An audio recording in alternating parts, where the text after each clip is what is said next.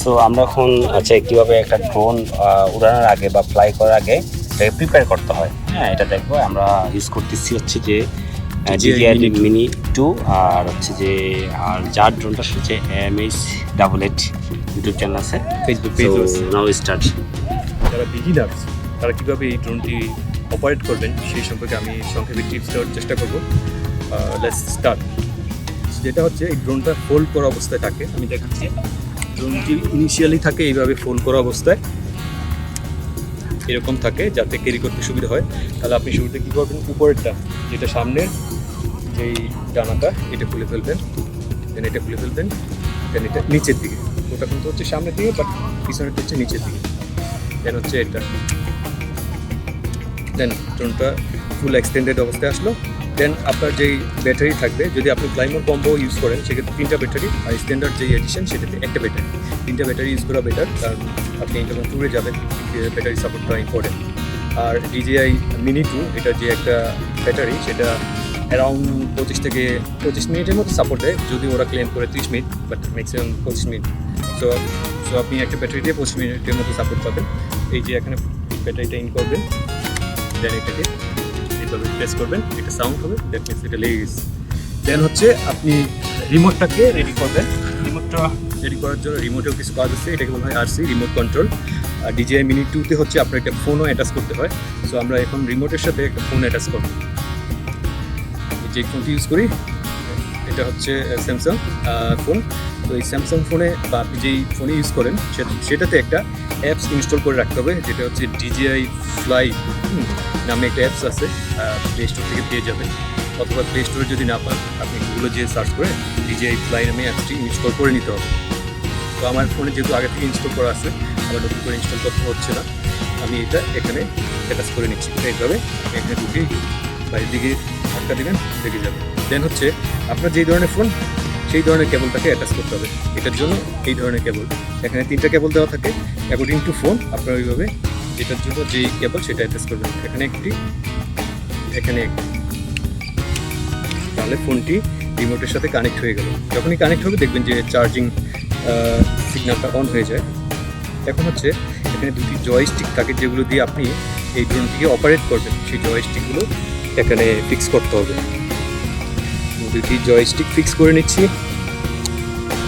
এই জয়স্টিকই হচ্ছে আপনার গাড়ির যে স্টিয়ারিং, কাইন্ড অফ লাইক ওইরকম, কারণ এগুলো দিয়ে আপনি ডান বাম, সামনে পিছে, উপরে নিচে আপনি অপারেট করবেন।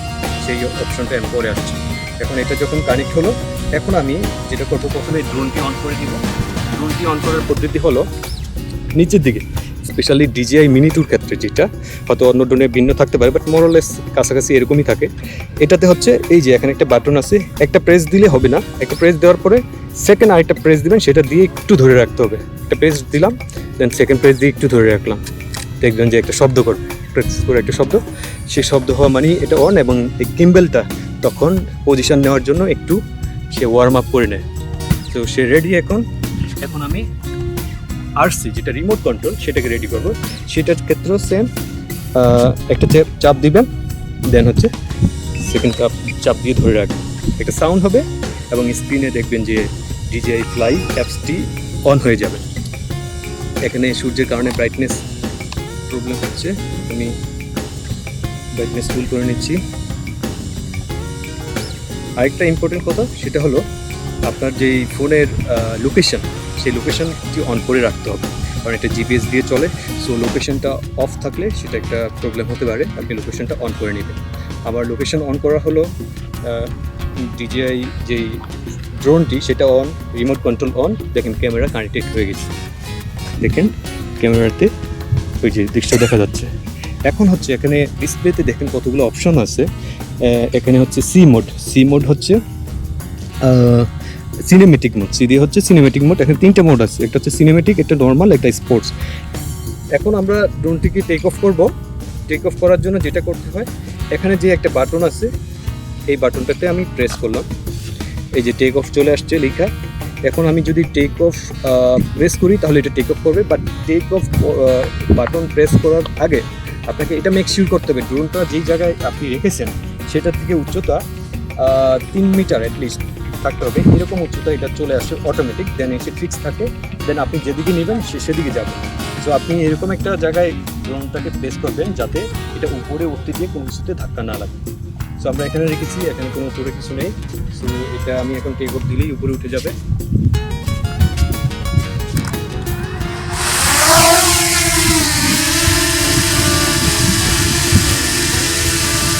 এখন হচ্ছে আপনি অপারেট করবেন। তো এখন অপারেটিং এর ক্ষেত্রে যেটা হচ্ছে এই ডান হাতের যেই জয়স্টিক, এটা যদি আমি সামনে দিই তাহলে দেখেন যে ড্রোনটি সামনে যাচ্ছে। দেখেন এই যে ড্রোনটি সামনে যাচ্ছে, আমি এখন সামনে চাপলাম, ড্রোনটি সামনে যাচ্ছে।